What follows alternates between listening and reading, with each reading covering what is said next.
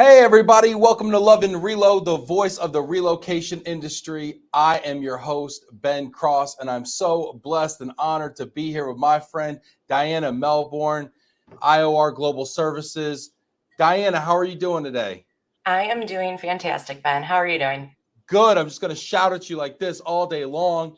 Can't wait. That's how we get the energy high here. I was explaining this to somebody, how ridiculously over the top you have to be when you do stuff like this. And I was like wondering, do you really? Like, some people are like whispering on these videos now, to like ASMR type stuff. I don't know. It's just me. I've always done it this way. So yeah, it's good to see you though, buddy. Every time I see you, it's always a good time. We're always in some like really cool place, you know. Always.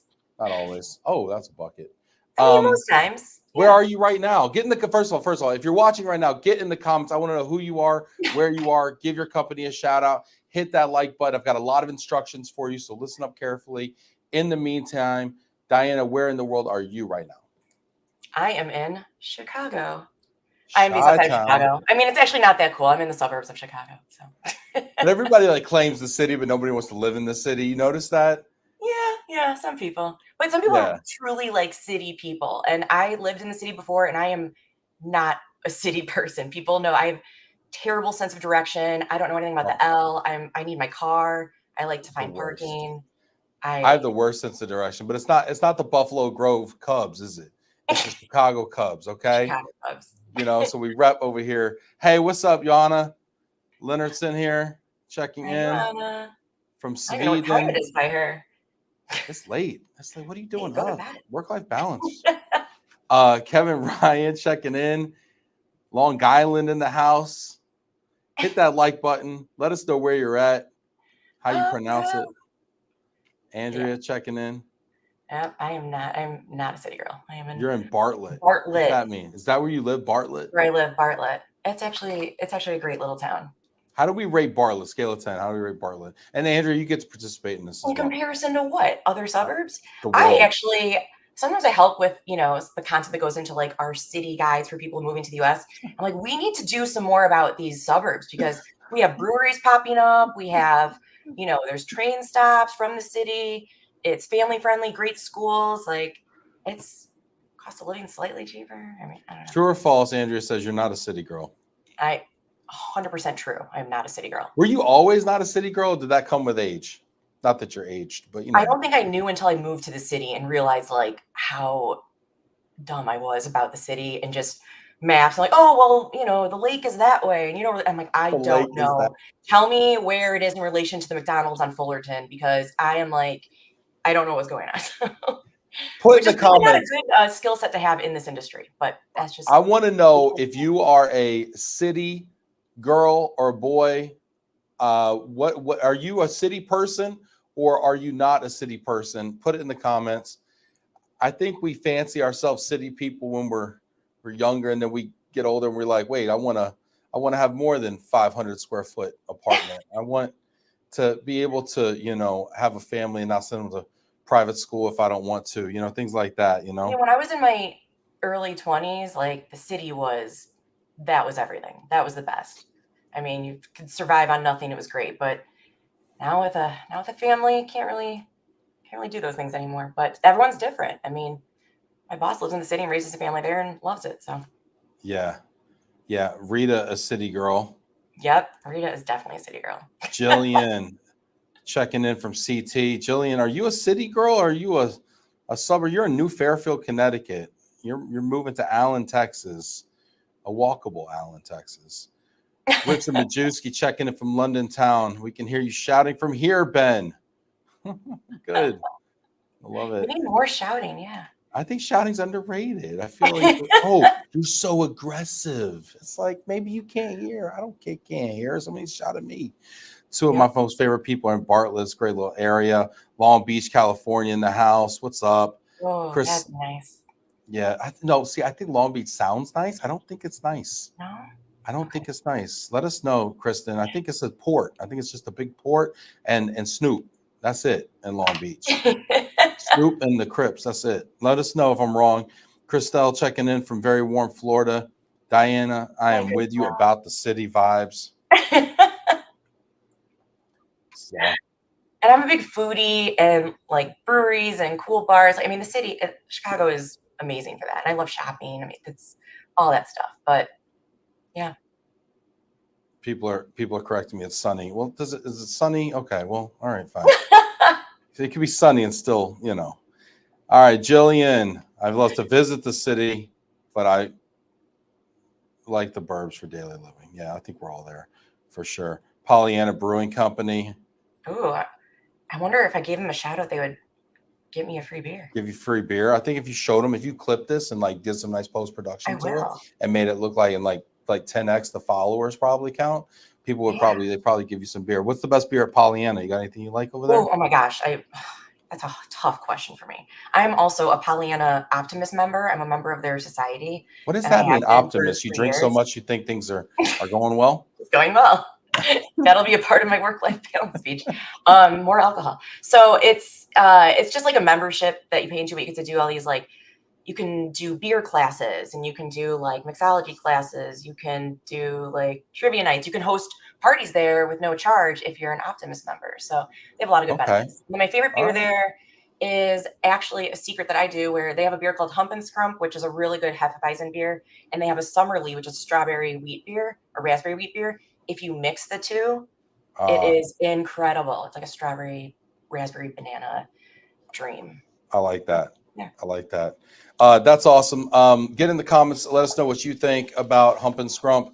Hit that like button one time. We're going to be talking about work-life balance.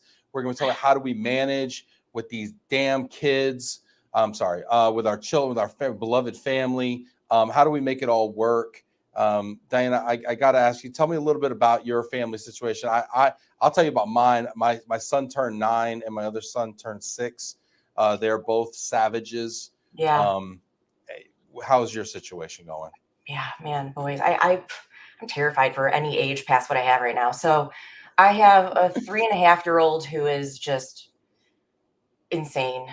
She was such a chill baby when she was born. I was like, oh, wow, that's great. Good for you. And then she just like grew into a monster, just too smart for her own good. And then I have a 9-month-old, Andrew. So I have a little boy now. Oh. And yeah, but my girl, she's like a 3-nager and just, you know, needs to have control of everything. And we listen to her. That's the worst. It's just like, she's like the queen of the house. And we're just like, yes, okay, whatever you say. Like, whatever makes you just go to bed and leave us alone. Stop terrorizing us. They walk around like they own the joint, and then we beg them 100%. To do things. Like, would it please the queen if we went to dinner tonight?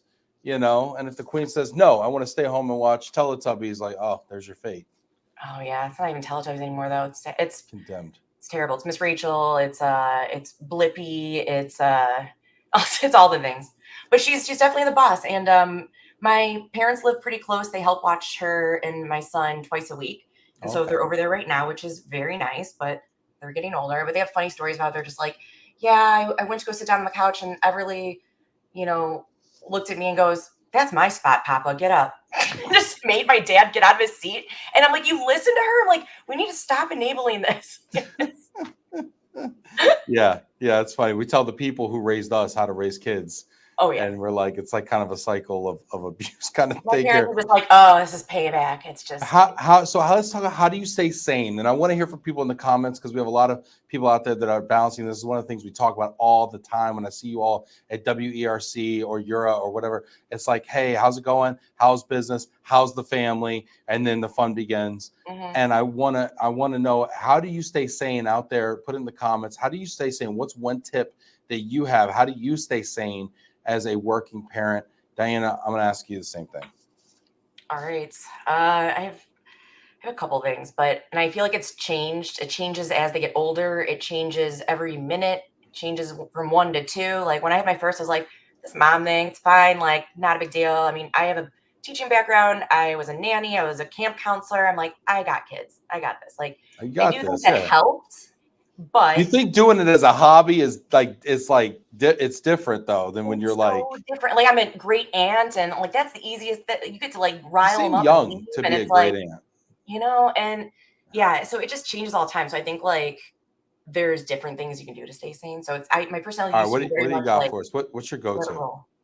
Oh, my go-to is we already talked about the beer. So Go-to is making sure you have me time. Like whatever that is for you. If it's a healthy vice, an unhealthy vice, if it's sitting in the Target parking lot waiting for your pickup and ordering a $7 latte while you're waiting for your pickup, and you're just like, this is pure bliss. And yeah, you got like Snoop Dogg playing in the background. You're like, great. My kids aren't even with me. Hey. And you're just like, yeah, you got the windows down. Just like that to me is pure bliss. And I feel like even just like 10 or 15 minutes of that a day is just, okay, that's all I need to kind of, or it's my terrible reality TV. It's, or it's when my kids go to bed and I like heat up all the leftovers in the fridge and I'm just binging on the couch by myself with no one stealing my food or bothering me, or wine. Yeah. So it's the me time. That's my number one thing. I love it. You got to find time for me time. I'll drive home. I'll drive home from work and I'll pull up in front of the house and I won't go in. My husband does that, and I rage at him when he walks inside. I know. My wife will be. I'm like, here you go. Like, I know you've been sitting out there for 70 minutes. So for the longest time, I'm like, how does she know when I pull up? And then I realized she has the Ring doorbell. Oh, yeah. And it alerts her phone. So now she's like, okay, cool. He's home. I'm going to have relief in 30 seconds. And then it turns into 5 minutes, 10 minutes. And she's just steaming the whole time.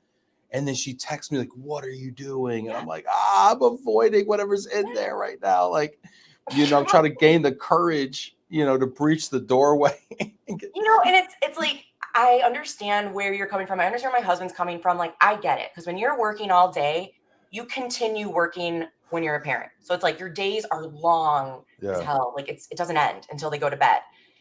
So I get it. He gets home from a long day. He thinks that maybe because I'm working from home that day, it's not as long of a day, but it is. So like, I think it kind of just, takes his time coming in the house. But like, I think the female intuition, we can sense when you're sitting outside and just waiting. Like, it's not because we're having a nice time. Like, so something goes off. That he is in the premises and he is avoiding this. You're near. You're nigh. Let's see here. Let's see what people are saying out there. My dad is chiming in. That's hilarious. No kidding. Thanks, Dad. Dad, my dad always says you pay for your raisin. So not a raisin like a piece of fruit, but like you pay for your raising. So if you were a terrible kid, you're gonna have, tough kids. Yep. Farrell says, wait for the day they go off to college and then cry. I know. I can't imagine. Are you a fan of this strategy here? Christina says, send my fellow toddler parents memes and photos of what is happening in my world so we can commiserate. And yes, Joanna, lots of wine. The memes out there are so validating. It's like, it's way better than like seeing the Instagram parents who are like, look how great everything is. And my house is clean and this is that. And I cooked a meal and balanced kids on my head. While the kid is strapped to their chest and they're baking focaccia or something. I need a meme of like house on fire and like you can have Easy Mac again. I am like, we're done. Yeah, you can have yesterday's Easy Mac warmed up again. 100%. Nobody's watching. Exactly. The Ring doorbell's on the outside, not the inside here. Richard Machewski says, how we cope. Have confidence you have tried your best when being blamed for everything under the sun, because it seems it always happens. Mm-hmm. And he co-signs the wine. What is it about wine? Nobody says Scotch whiskey. Nobody says beer. It's just wine. Wine's like a tasteful adult beverage. It's nothing irresponsible about it. I think it's very it's safe. I mean, I could say vodka. I could say dirty martini. Like extra dirty martini is like really when I'm having like a crazy day, I'm like, I can't wait to, or a giant margarita or something. Like, I think Mom Vodka should be a brand. Like screw Tito's, Mom Vodka. That should be a brand. Okay. Pairs well with sippy cups. Cristal wine is good for the heart. Love it. All right. So you got your me time. You got a little vino, maybe a little clandestine frappuccino in the Target parking lot. Yep. Listen to some early 90s hip hop or whatever gets you going. What else do you do to stay sane, Diana? Well, this is something that it's not totally new to me. But I think after having my second, I really struggled with postpartum anxiety. I already have adult ADHD. It got significantly worse. Like that mom brain just like never went away. I still have it. And the social anxiety. I'm a very social person. I was getting like weird before I had to go back to conferences. I was like, I don't know how to talk to people again. So I actually sought out therapy through our company's EAP program, which they had free therapy sessions offered. I found an amazing therapist that I was paired up with through an app called BetterHelp. And it like, you fill in this survey and it completely matches you with someone that you can talk to virtually. And it just completely like helped me when I was in a deep down place, because there's only so much that you can put on your partner, and you can't like, you will have resentment towards your partner if they're not going through the same experience as you. So it's like, I needed like an unbiased outside source. I also have a lot of, grandma's giving me input, advice. My sister's a psychologist. I mean, I got lots of people with their input. So I'm like, I need my own outlet. Unsolicited advice. I love it. So you're like, it's time for me. I'm going to start soliciting some. So let me ask you. So this app, it was called BetterHelp? Yes. Okay. BetterHelp. All right. So, and I'm not plugging it. I don't know anything. I'm not affiliated with it. I don't even know anything about this app. You're not getting paid for BetterHelp or Pollyanna Brewing. We need to get you better deals. I will capitalize on that plug. I will go there and ask them to. Yeah, as an optimist, it's the least. And so I think, so if you've used any kind of things like this, any tools like this, put it in the comments. Have you used any apps or anything like that for therapy and to talk to people? I have a question for you though. So I've gone to therapists in the past, but they've always been in person.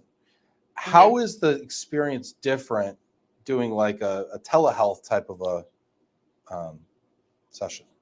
Honestly, it really, I've gone to therapy in the past too, and it was in person, and maybe that person just wasn't the right fit as a therapist for me, but I really find this much more effective. And the reason is it's super quick, like 30 to 45-minute sessions. She would give me homework at the end of it, be like, okay, we talked about this. Now this is what there's the takeaways from it. And I would actually follow the homework and then see her in, a month and be like, yeah, this is what happened. This is what I'm struggling with before I go on a trip. And she would walk me through it. And so like, I don't know if it's the fit of who I was assigned because of this app and like what I was looking for, or like, it makes no difference though that it's telehealth. I mean, it's like how we're talking right here.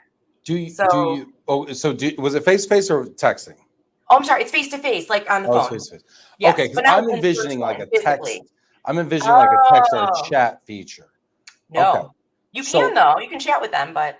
So can you chat with them like anytime? Like, so instead of like my wife rage texting me, can I just say, hey, why don't you text this number instead? Or can we just add this person to the group real quick? Like how cool would that be?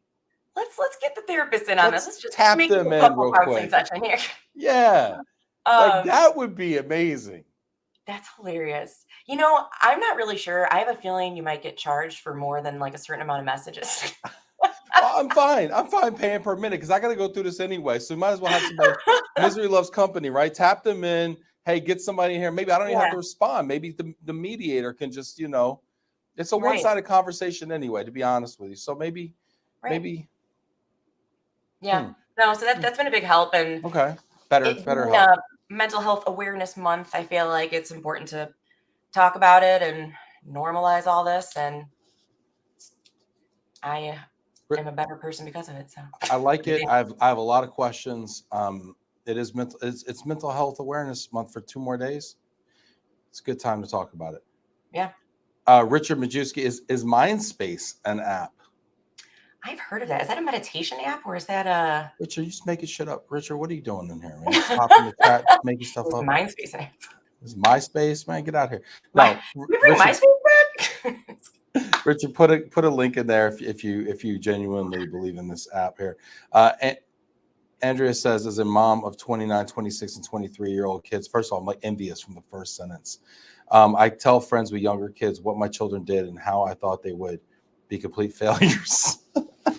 Tag your kids, by the way. Despite all my yelling, they are all fairly well established. So patience, young parents. Are you advocating for yelling? Because I feel like yelling's very unpopular right now on the internet. There's so many opinions on parenting, soft parenting, gentle parenting, and I mean a lot of it I get. Like, okay, this is their brain, this is how they can handle things, but there is only so much that can push me to my limit And I feel like I met that limit last weekend at a 1-year-old's birthday party where I had to like carry my raging toddler out screaming, crying because she was just throwing a fit. And I was like, okay, this is my limit. We need to go in the car now. I need to separate myself from the situation. Yeah. Yeah. So then we talked a little bit about she's saying it's a meditation app. Cool. Do you ever try meditation, Diana? I'm not good at it. That's the ADHD part. It stresses me out to do yoga and like yoga, meditation. Like I try so hard to like listen to the sleep things. Like it doesn't help my brain shut down. But I will say that like music, I have playlists. I like those other outlets. Like that's kind of my form of like not disconnecting, but like just getting outside of my own head and like listening to like comedy on Sirius XM. That's my new thing. Like I love that. And which station? Oh, the Sirius XM stations. It's like 95 through like 90. There's a few and they're different. So you have like Netflix is a joke. You have like Laugh USA. They're all like different vibes, right? Yeah, You have I a have Kevin all my Hart channel. presets. So it's like 1 through 4. And then I kind of just go through and I mean, this comedian right now that I'm obsessed with is Jeff Curry. He's hilarious, but I follow him on Instagram. Yeah, his show sold out immediately in Chicago, but he's like hilarious, relatable, does a lot of crowd work. Like I love, So I think things like that make me like, that's like my, I guess, form of meditation. Maybe I should try it more. I don't know. I think it's personal. I also don't see myself as a meditation person, but I will tell you, like I've learned to breathe a little bit. Yeah. Everyone take a deep breath. And you know what I found is it's not the breathing deeply, but the holding it for 5 seconds. Yep. And then the measured exhale. And I was talking to Krista Caldwell last week at FEM. She did like this yoga thing and this mindfulness thing. And, it's like we're 3 breaths away from everything being okay. Mm-hmm. The hard part is getting to those 45 seconds of breathe. So 5 seconds in, 5 second hold, 5 second out, 3 times, you're at 45 seconds. The person sitting across from you thinks it's wildly passive aggressive. Just warning you, you have to not care about that part. When you start doing your breath work in front of somebody who's making you do your breath work, they don't like that. Yep. They don't like that. No, breath work is definitely it's proven to help. Getting out, doing a walk, just anything you can get your body moving, like, and breathing the right way. It's like a physiological response. It will calm your body down. So it's definitely key. Let me ask you this: how do you do the travel, the conferences, the circuit? I've seen you at URA, I've seen you at WERC. I always have a good time whenever I see you. But how do you manage that? That's a tough one because I feel like over time it slightly gets easier on me. I think I got a better rhythm when it was just one, child at home. It was okay. My husband would stay with her, man the fort. We had childcare sorted out, but it's definitely a lot tougher with 2. So I think to me, it's just making sure that they are set up to feel okay when I go, because I'm just constantly worried about, like, am I going to screw my kids up? Am I abandoning them right now? Like, are they going to be like, oh my gosh, she's never coming back? So I'm just like, I go into teacher mode. I have a colleague who helps me with, she has 2 kids. She had suggested this book called, it's like a Daniel Tiger episode and book where it's like mom goes away to work and you like set them up and we read the book before I go on a trip. And it's like however many nights away that I'm away, we make like a little surprise note. They have to open it every night that I'm away. And like, I spend a lot of time on those love you loops, they call them. What's a love you loop? I've never heard of this before. Oh, it's so it's for every night that you're away, you write a little note to your kids, and you can also put like a little prize or something with it, like, oh, go look under your pillow for this, but I just put like little notes like, hey, it's day 1 in Portugal. It's very hot here. I just make stuff up because I don't know anything about Portugal, and so I went there, but I make things up. I put it on there. I say, hi from here, blah, blah, blah.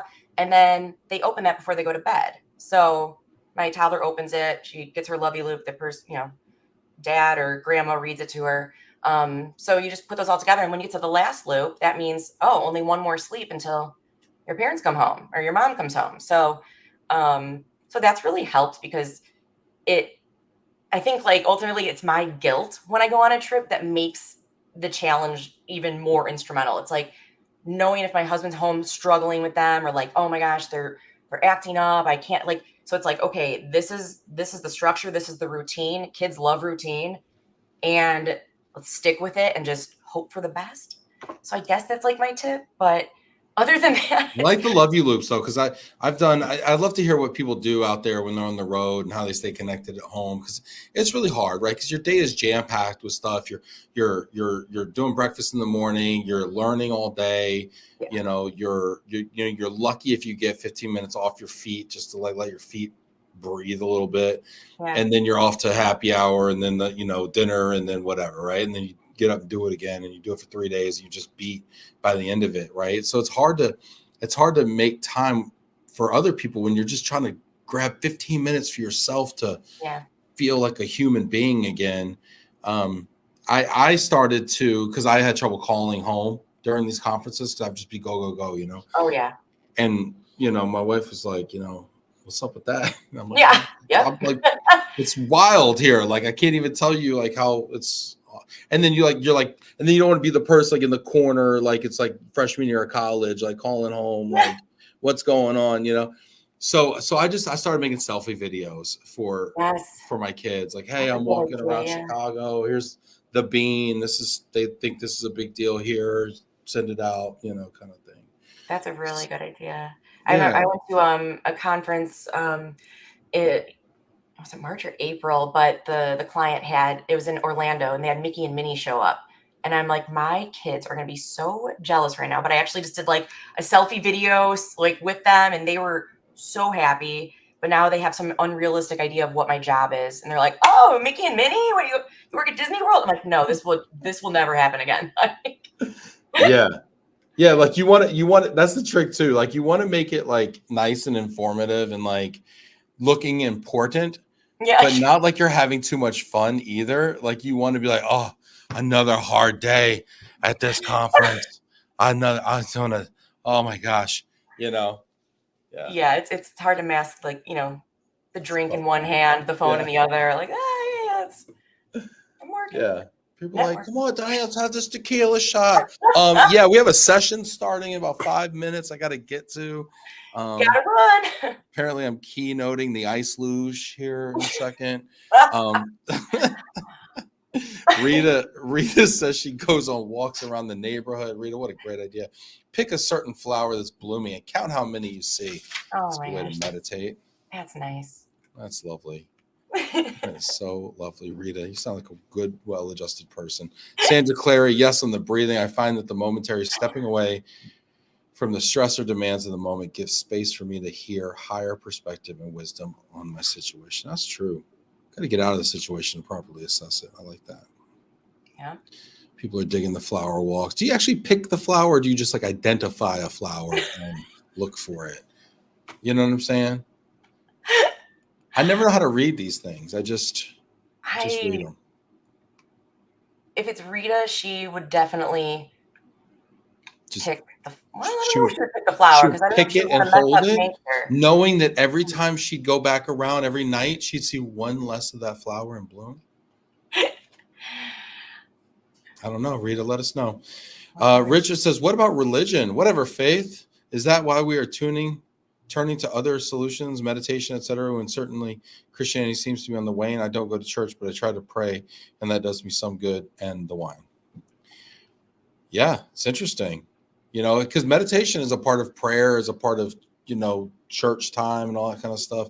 But it seems like people are looking for other types of maybe, I don't want to say alternatives or things to augment their faith.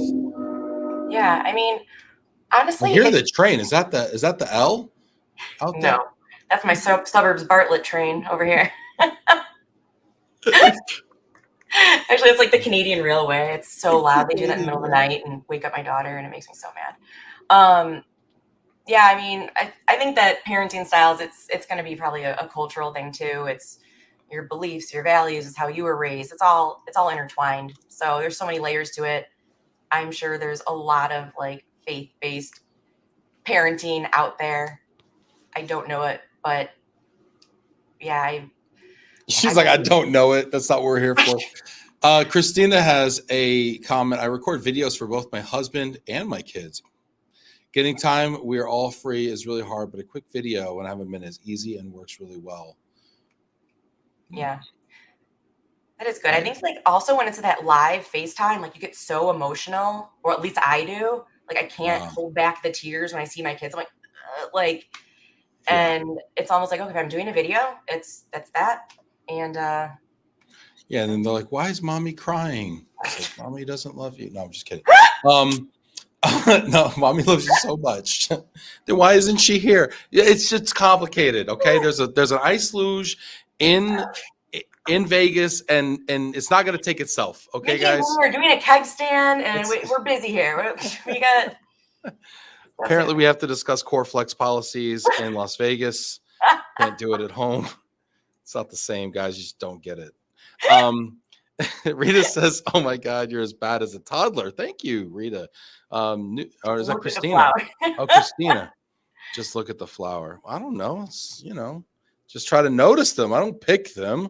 I do have something on my computer. It's called Calm Strips, and it's it's like a little strip you can like. It calms you down, but it's like, okay, what are 5 things you can see, 4 things you can feel, 3 things you can hear, 2 things you can smell, 1 thing you can taste.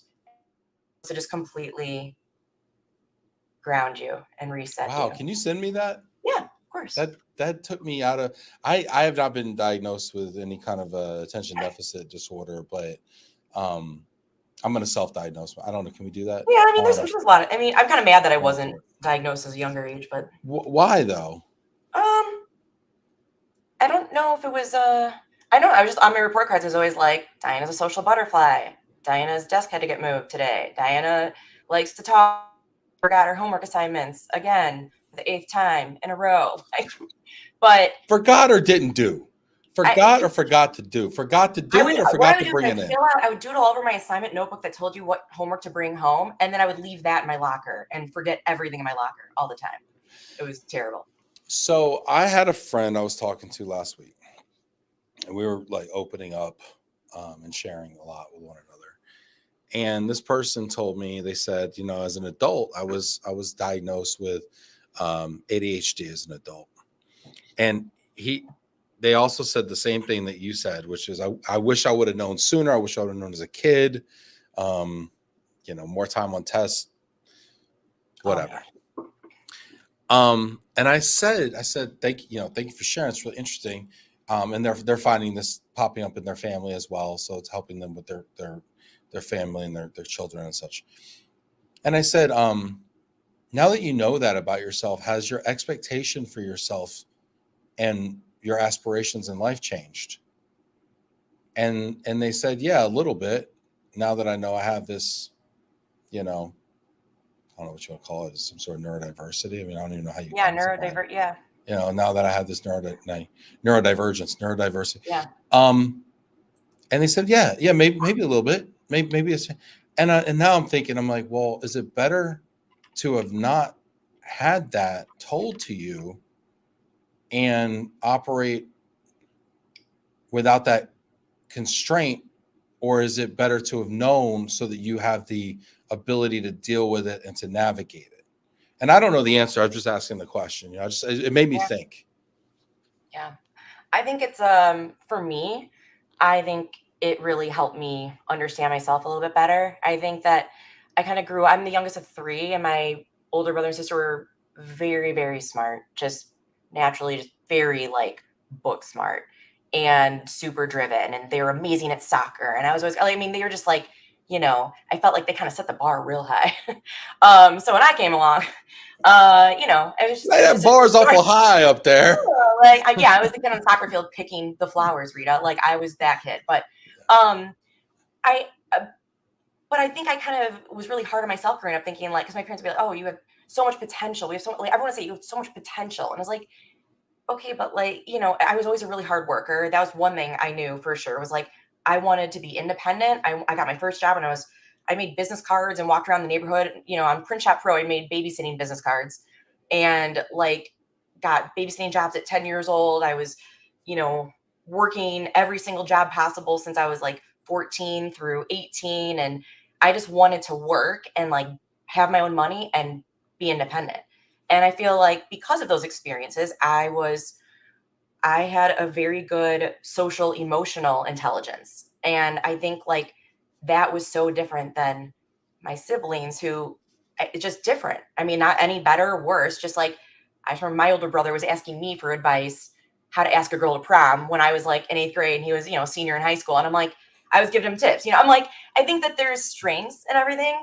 But to kind of answer your question, like I do wish I knew because I felt like there was something missing. I just felt like I was never, I don't want to say like enough, but now that I know like what my strengths are with this neurodivergent, you know, disorder, it's like there are so many strengths to the, you know, the ADHD and some of the qualities. It's like, yeah, there's some annoyances, but once you know it, you can catch yourself like, oh, don't cut some off.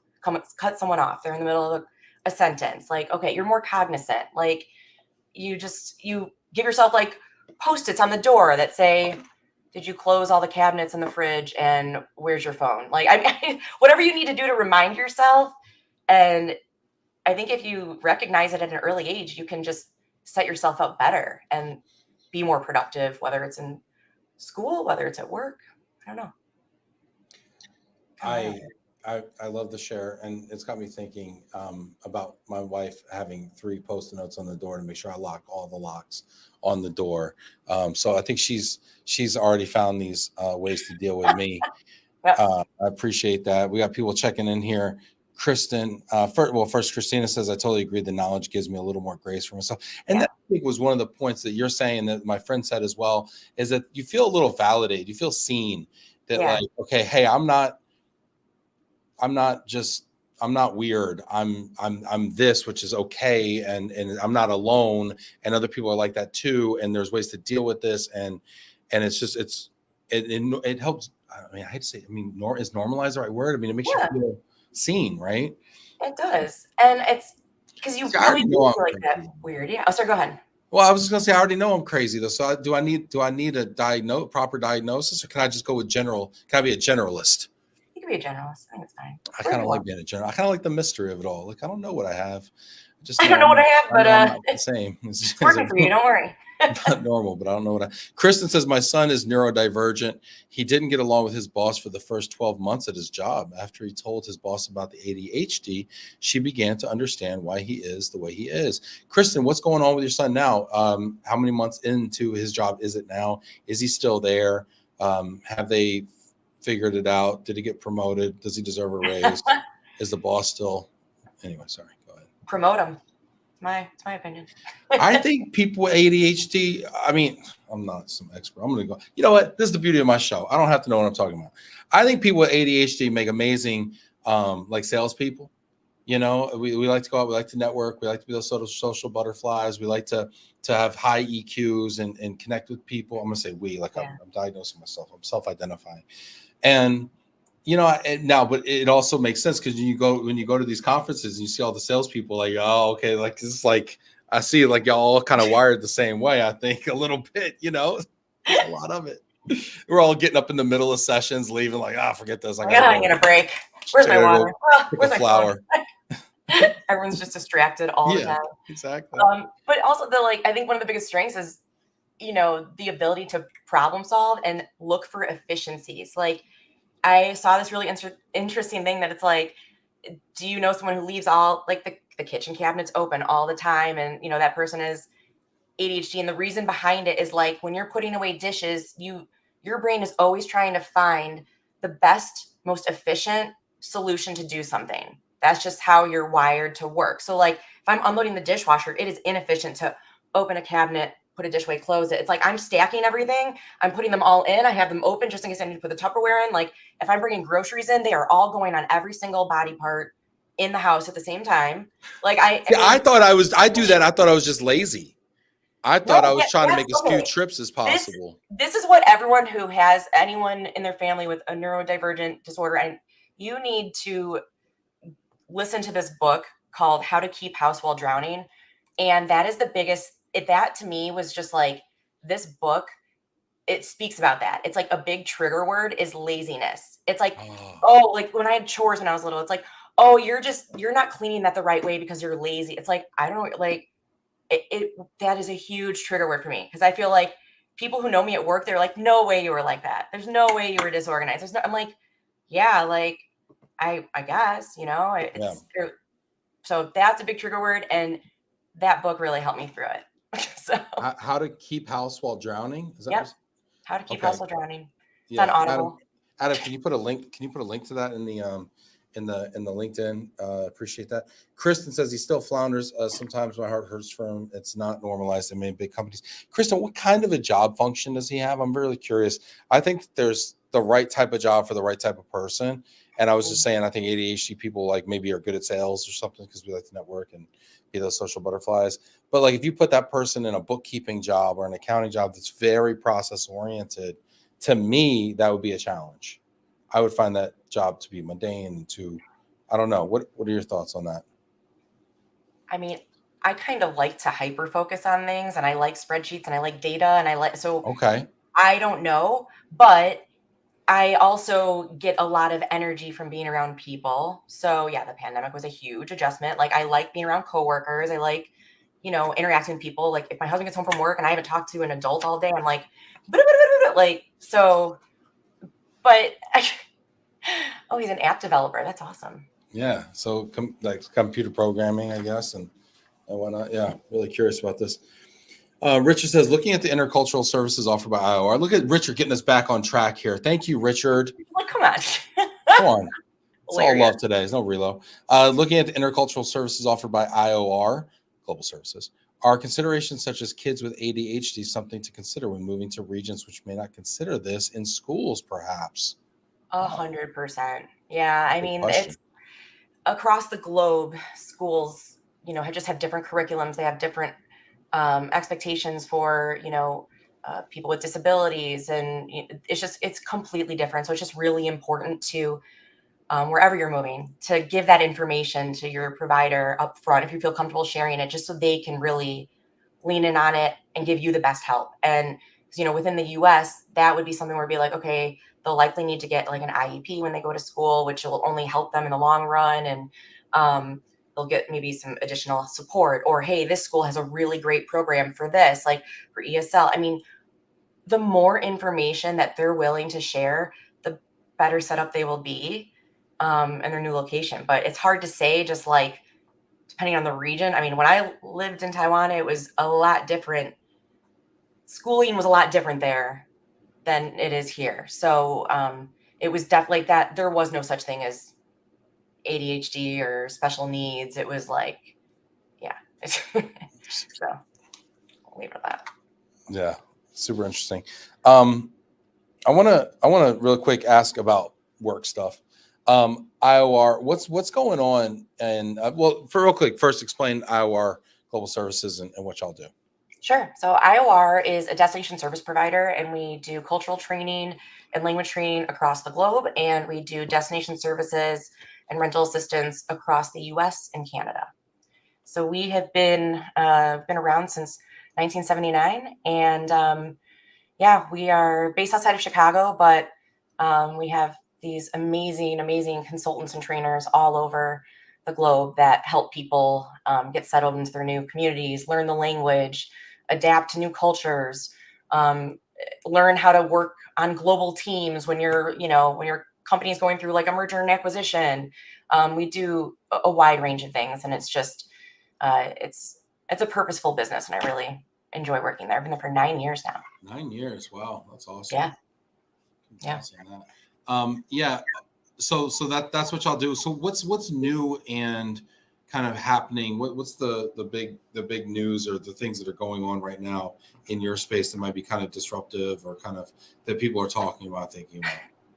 I think what's a big disruptor just in our industry that will obviously impact most of us. We're all kind of this integrated ecosystem is, I'm so bad at explaining this because I am not a real estate agent. I don't have a real estate background, but the NAR lawsuit is a big thing that's on the horizon. And, it's depending on the way that it goes when, the lawsuit is done, but it hasn't actually, it's gotten pushed to like August now or something. So depending on how that is, implemented across the US, it's really just going to change a lot of things for the assignees, how much money they might owe on properties. And it's going to change the nature of the business for the RMCs.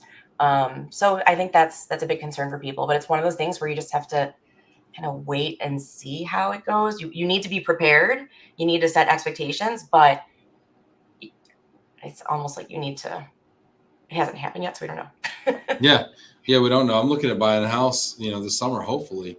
And I'm like, I'm trying to time it before I have to pay the broker commission. I'm like, hey, how much longer do I have till I actually owe you money for the service? Right. Right.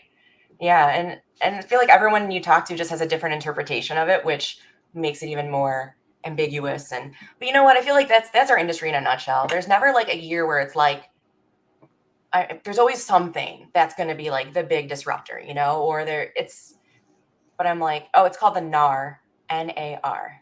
NAR, National Association of Realtors, Richard. And basically the Department of Justice, the DOJ, was suing the NAR because of like this price fixing. They kind of alleged that this whole broker commission thing is kind of fixed. And the seller's agent gets 3%, the buyer's agent gets 3%. It's kind of been like that for a long time. Maybe 3 and 2, but within that range of 5 to 6 kind of percent. And it's just kind of gone without saying. And they're saying that basically people should have a right to understand what everyone's making the transaction and to be able to negotiate that. And so the DOJ is found against. Well, actually, it's not the DOJ now. It's states are suing. So each individual state is suing all these realtors. It's crazy. So anyway, basically, all that's going to be disrupted, Richard, which has a major impact to the relocation space, both from an employee benefit standpoint, i.e., will companies pay for buyers' commissions, and from an RMC space, managed relocation space, because that's probably the number one revenue stream for relocation management companies, which are the biggest aggregators of relocation volumes. Right. So it's kind of important. Kind of. We'll see. Who knows? Who knows? Back to meditation. We'll just go get a job somewhere else. We're not really married to this whole thing, right? I mean, whatever. That's my ADHD right there. I'll just get a different job. Whatever. I always wanted to be a carpenter. Anyway, all right. So let's you want to play a game, Diana? You like having fun, Diana? Yeah. Let's play a little game. Want to play a little game? Sure. All right. We're gonna play overrated, underrated. Okay. So many of you have stuck around for so long to hear this game played right now. Get in the comments, hit that like button, let us know what you think here. Feel free to agree or disagree with Diana or myself. Just know you may be banned. Okay. There's only 2 rules in this game. Do you know how to play, Diana? No, maybe yes. Okay. Well, it's simple. Basically, 2 things are going to happen. 1, I'm going to give you a topic, and you are going to tell me if it is either overrated or underrated. Don't overthink it. Don't get cute. Oh, okay? Gosh, don't overthink it. Okay. Number 2. You're already overthinking it. I love it. Number 2. I will tell you if you're correct. All right. There's 2 kinds of people in this world. People that laugh at that joke and people that don't get it. It's like there's no right or wrong answer. It's like, no, I will tell you if you are wrong. I like that. Thank you. It's a joke. That's why I overthink things, because of that outcome. I need to be right. That's my worst fear. Thank you. Worst fear is being wrong. In public, in front of the entire industry. Sorry. Nobody's Hopefully not many people are tuned in right now. No, nobody's. It's LOVE+RELO. Nobody watching. Anyway, all right, here we go. Let's get to the first one up. Apps, and not appetizers, which are obviously underrated, but underrated. Not burrata apps. Okay, apps. this must be just, maybe it's me, maybe it's ADHD. There is no need for any more apps on my phone. I have too many. I'm trying to put them in folders. I'm trying to organize them. Unless there's an app coming out there that like is changing the way we live and like going to raise my children for me or something. I don't know, like something that's getting a total game changer and maybe it's free, then I don't want it. Like I'm just like, I'm overloaded. That's care.com, the care app that'll raise your kids for you. I have the Facebook page for Bartlett babysitters. I don't need care.com. And care.com you have to pay for. Sorry, care.com. I know. This is a woman that started a business by handing complete strangers a piece of paper that said she's a babysitter on it, and it worked. So, yeah. You know, you said the bar was high when you were a kid. And I don't think it was. You built a business on telling complete strangers that you're a babysitter and they just gave you their children. That seems like a pretty low bar to me. I'll be honest with you. I think about that. Like, what were they thinking? Like, my credentials. When I was 12. Okay, go ahead. Sorry. Apps overrated. You've got a lot of support here, and that's important. That does sway my ultimate decision here. Get in the comments. Let us know if Diana is correct. So far, you have 3 votes. Unfortunately, in my opinion, counts for 4. You know, there was a point in time when like the new apps added to a phone went into the negative for a point in time where we were actually like deleting more apps than we were adding. Yeah. I think it's back to, I think we're in the additive state. Can anyone look this up? Like a graph in time of apps added to phones. I think we're adding apps. There's a lot of good new apps out there. There's a lot of photo editor apps where you can like, you know, scratch out your ex in the picture, you know, do stuff like that. You know, there's a lot of like destination services apps out there. Just kidding. There's a lot. Sorry, too soon. There's things out there. There's ChatGPT. Do you have ChatGPT on your phone? I love ChatGPT, but I use it mainly on my computer. Like, yes, ChatGPT. Do you have it on your phone? Yes, I do have it on my phone. Do you have better help on your phone? I have better help. I'm telling you, I don't need more that like where there's something Mindspace. I don't have Mindspace. It sounds like a cult. It does. Sounds like my garage band should be on it. Meditation. But let's see here. Could we live without them? Well, a lot of people are watching this on an app right now.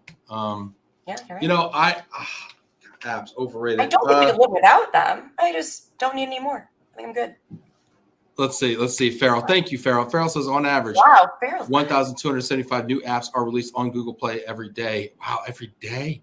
And 1,276 new apps are released on Apple. There's one more Apple app per day. That's wild. That's hilarious. That's really funny. It's like a contest. But even with the photo editor ones, I can't even find one that's just like free. I'm like, come on, let's just get rid of my like. Yeah, it's getting dicey. All right, you know what? I'll give you this one. It's a you know, the tie goes to the runner. You got it. 1 point for the Downers Grove Cubs. Bartlett White Sox, whatever. White Sox.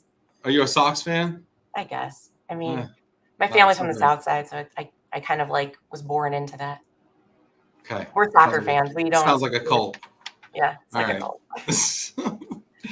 All right, let's go. Chicago Fire. Next one up.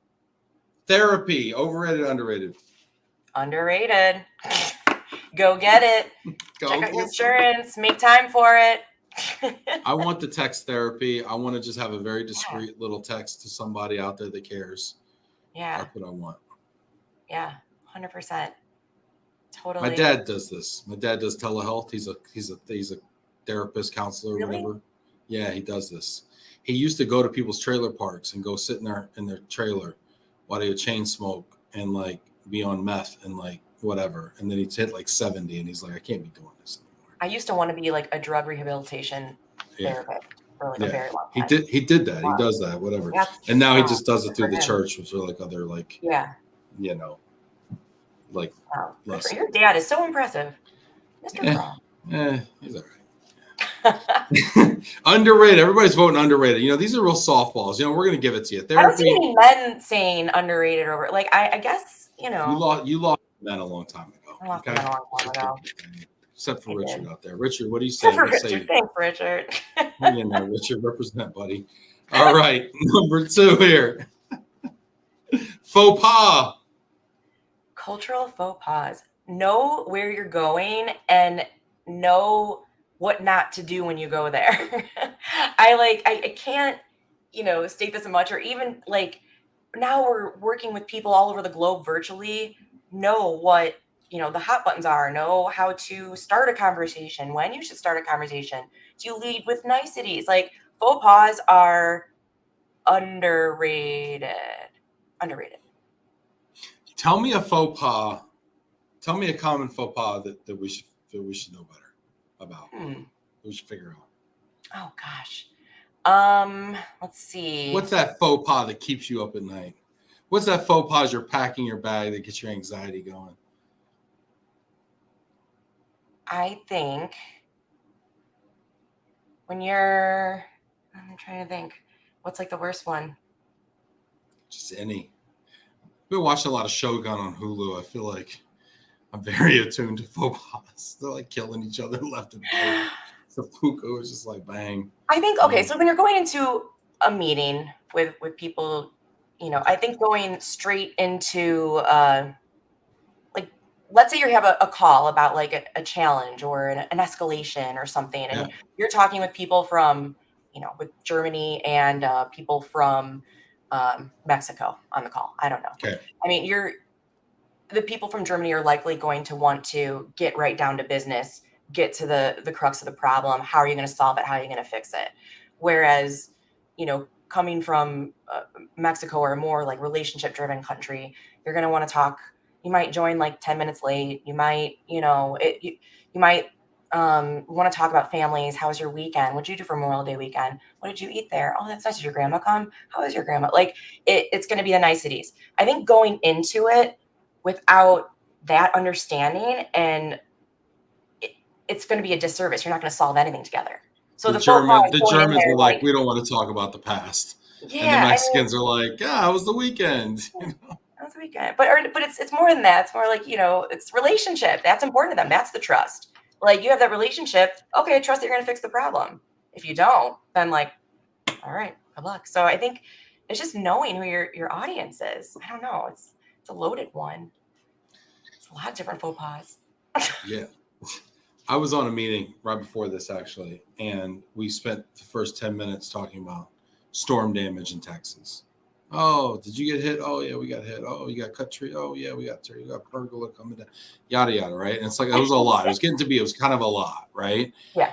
But it was definitely like a warm start, right? And then somebody joined in and then like hopped right into it. And it was like, whoa, coming in kind of hot or cold. There, coming in cold, bro. Like, you know, coming in cold. Yeah, coming in cold. Yeah. I mean, this is one of those things that you don't know what you don't know, right? So you just come in, you just operate according to your own home culture. Or maybe I might go the opposite on this. Here's my overthinking. So maybe it's overrated, and it's just important to be your most authentic self when you're joining a call, and then that like unapologetically, like, oh, like a chance to educate each other, be like, oh, actually, like, this is how we prefer to run this meeting, or we're sticking to this agenda. I think if everyone was just authentic and real, then maybe that wouldn't be. I don't want to talk about your grandmother. I don't want to talk about your barbecue. We're here for business. I do not apologize. I'm unapologetic. Both sides of it. Either way. Yeah, faux pas. You know what? As an American, overrated. Anyone coming over here though? Hey, better do your research. Oh my gosh. All right, yeah, sure. I'll give it to you. I don't even know where you landed on that one. I'll give it to you anyway. All right, next one. This is off the rails. Dieting. Tread lightly. Oh man. I mean, it's completely overrated. I think like just get fat and happy to gather people. It's so challenging to listen to people talk about dieting and this. It's like I I mean, to me, it's like everything in moderation is great. What you do behind closed doors on you, but like, I just think, you know, putting it out there, talking about it, everything, it's overrated. Well, tell me about your diet. Like, I'm all about like that. What's that triangle? Do we still use that even? Like, you know, get the right amount of all the food groups and you should be fine. You can have some sugar, you can have some The salt. food pyramid. But like pasta is like the biggest one on there, you know? It's like Carbs. give me the carbs. Like, Yeah. you see people in Italy, they're doing just fine. So it's like, yeah, that's base. That's foundational. Carbs. Yes. Yeah. Those carbs. Skip that. It's like the arrow to diabetes. I love it. All right. It's not the food pyramid, it's just the arrow to diabetes. Yeah, you know, I think this the dieting. I don't. It feels like all we talk about is nutrition, and yet it just gets worse. It's like I don't know what I need. I need the government to step in. Weren't they supposed to shrink my soda back in the day? I need some. Where's that guy? Where's the guy that's supposed to shrink my soda pop and can save me from myself? Because I feel like it's like if I can't buy a keg in the state of Pennsylvania, but I can get a 40-ounce soda. Something's wrong, people. That's all I'm saying. I mean, it is tough where we live. Yeah. When you travel, you realize like how accessible and how different the diet overall nutrition is in the US. But oh yeah. I go to a conference in another country and I like sit like next to like an empty spot. So I get the extra plate, just like, you get the extra tiny fillet, I've done that when I was medallions. At a conference, 100%. Yeah, and pregnant. Also, that's what I say. I make it a point to go to every McDonald's in every country I visit, and they are all very different in their own way. They're alike, but they're different, and they're very delicious in other countries. Have you ever ordered the Royale with cheese? No, I have not. In France? No, I haven't been to France. But you know of the Royale with cheese? Yeah, well, because they don't have Big Macs over there. Or quarter pounders. They don't have quarter pounders because the didn't Jeremy suggest me for the show? I'm going to ask him about this Royale with cheese. Yeah, it's from Pulp Fiction, actually. Oh. Yeah, they don't have quarter pounders because the metric system. That's way over. It's just something to say before you go murder somebody. Christina says, authentic self and being honest in itself is direct versus indirect methods of communication and cultural norms.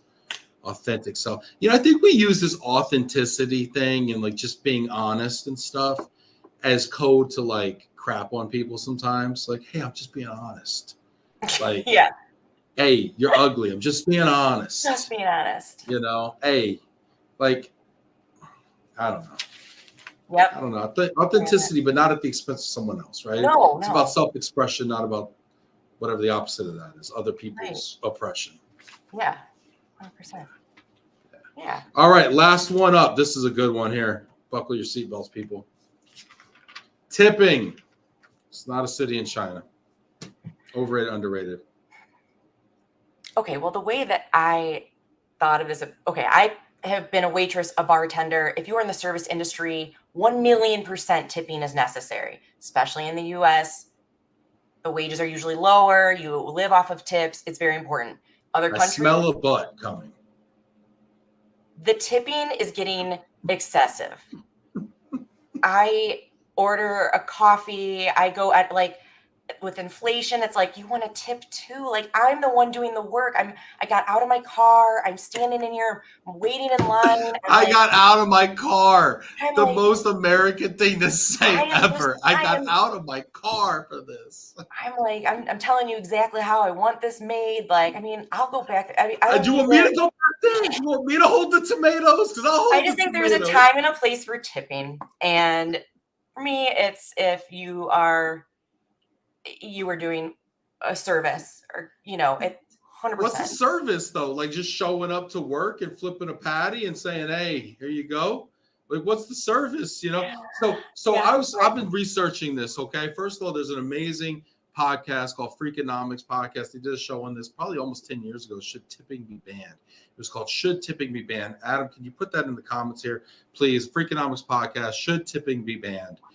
And it's phenomenal. They do an hour on it. They actually do a redo on it. They talk about the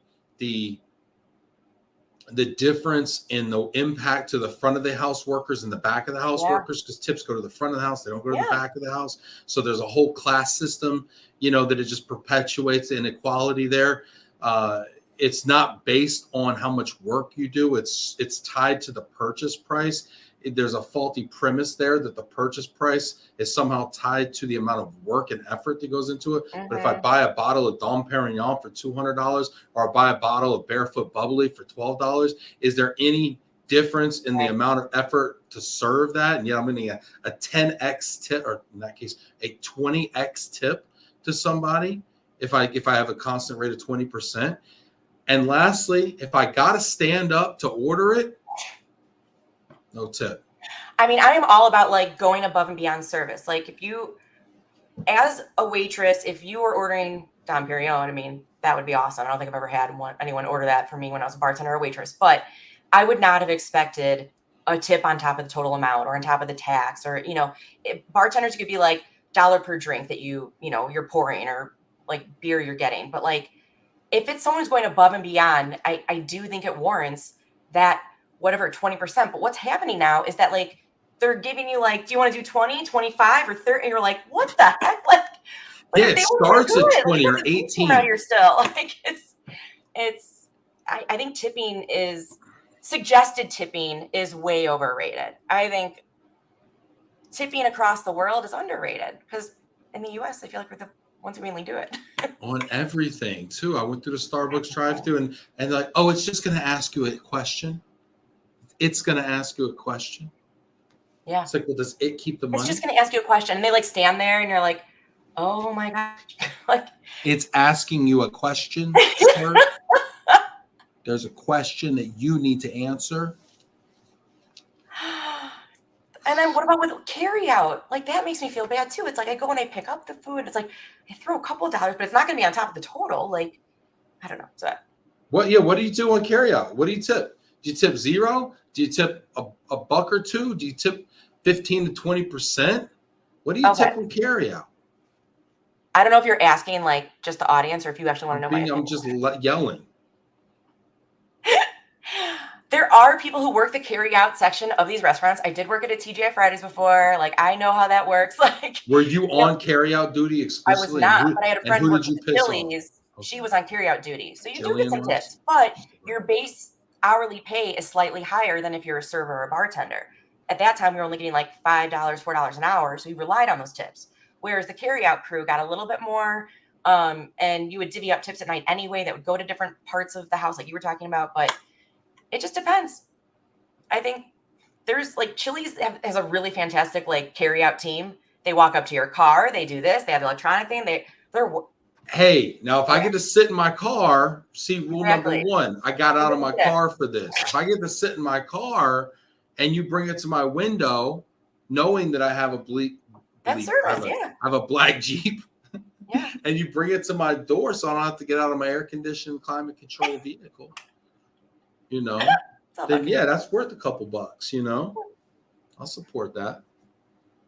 I just think it's out of control because now we got a situation where I got to go. These are the criteria. So I'm developing a 4-point system for tips. So I'm typically a 20% person. Okay, that's just kind of how I roll, right? 20%. Okay, I think it's like me, slightly above average. Okay, did I have to stand up to order it? Did I have to go get it, or did you bring it to me? Did you fill the beverages or refill the beverages or come around and ask if I need anything extra? Yeah. I'm the type of guy that needs a little something extra. All right. Yeah. All right. Which is also, by the way, a revenue opportunity. But I know the drink is half full. You get another round. Who needs another round? Lastly, did I have to clean up my own mess? Yes. Those are the 4 points to me that I look for. So I give 5% for each of these points. Mm-hmm. That's good. I like that. So yeah, so in that situation, carry out would get 0 points. I don't know. You didn't have to get out of your car sometimes. But yes. I'm getting the hell out of most places. I'm getting out of my car. This ain't Bartlett. We gotta go inside here. Missing out. Bartlett is where it's at. It's 104 degrees out there sometimes. And then Farrell says room service is the worst. Always check for that service fee. Hate double tipping. And then they always tip the tax. And then you got to tip the tax and service fee. And it's like compound. Oh. Yeah, Yes, agree, It's Farrell. unconscionable. There should be an investigation. Drop the NAR lawsuit. Yeah. Go after the serve. Go after the tipping. Let's see here. Susan says we Americans have exported tipping to other countries. With all our travel in other countries, wait staff is paid a living wage, unlike the U.S. And in some locations where there are a lot of tourists, I feel like they are now expecting a tip, as I saw when I was at Europe and Portugal this year. That is true. Were they expecting tips, those Portuguese? Oh. The hotel we were at, I was with Susan, and I think they were used to. It was a very touristy spot, and I think that is just they expected that. But like to her point, in most places like across Portugal, they would already be making a living wage. A tip like of anything on top of what would be just like really appreciated. Like, oh my gosh, like. But I felt like we kind of set the bar a little too high at that conference. Y'all were just throwing money at people. Well, that's what happens also when I go to Europe. The service is so slow. Like they don't really have any giddy up, No. So I'm like waving whatever funny money they got over there. I'm like, hey, can I get a little something over here, It's wildly inefficient. It's so bad. So bad. I'm like, I will make my own gin and tonica back there. Can I please get behind it? And pour it myself, please. Pour it. I see it. I want it. I'll pour it. And I'll pay you. And I'll tip you. Just let me back there. Oh, man. Anyway, what are you going to do? Annie's saying ordering in line, paying over the counter, grabbing the food yourself doesn't involve any service. So there's no need to tip. Hardcore. Yeah. Christina, this is a great point. It feels like a company excuse to not raise wages. Prices have increased and wages have not proportionally, and it feels like the expectation is to tip to make up the difference. Actually, wages have actually increased. If you look over the last few years, historically they've been depressed for a long time. Wages have grown. They've grown at the lower levels more so than other areas, which is great. I mean, you see now minimum wages that are $15, $20 an hour in some cases now. So there has been wage growth. Has it kept up with prices? No. It never will. Never will. No. But there has been significant wage growth. But yes, I agree with you. It's like if I could pay somebody $3 an hour, knowing that their supplemental income of $20, $30, $40 an hour from gratuities is there, why pay them? Why do I have to pay them 10 if I pay them 3? What's the difference anyway? Take an extra table. Yeah. Right. Yeah, this is great. We're over time here. This has been a lot of fun. Diana Melbourn, it's been a lot of fun having you on the show, learning about Bartlett, how to be a better parent, what to do so my kids don't think I've abandoned them at conferences, how to be more mindful. It's phenomenal. I love it. Do you want to leave us maybe with just a final thought before we end the show today? Give yourself grace. You're doing a good job. Everyone out there, you're doing the best you can. So, and that's all you need to do. That's it. Awesome. Thank you so much, Diana. And tomorrow, stay tuned. We got Julie Coleman from LOVE+RELO on tomorrow here in studio at Global HQ. If anyone's in Dallas and wants to come join the live studio audience of Love and Relo, please write to us, and we'll be sure to grant you free tickets, probably free, most likely free tickets. Diana, next time you're in town, I'd love to see you here in Dallas. Yeah, that'd be awesome.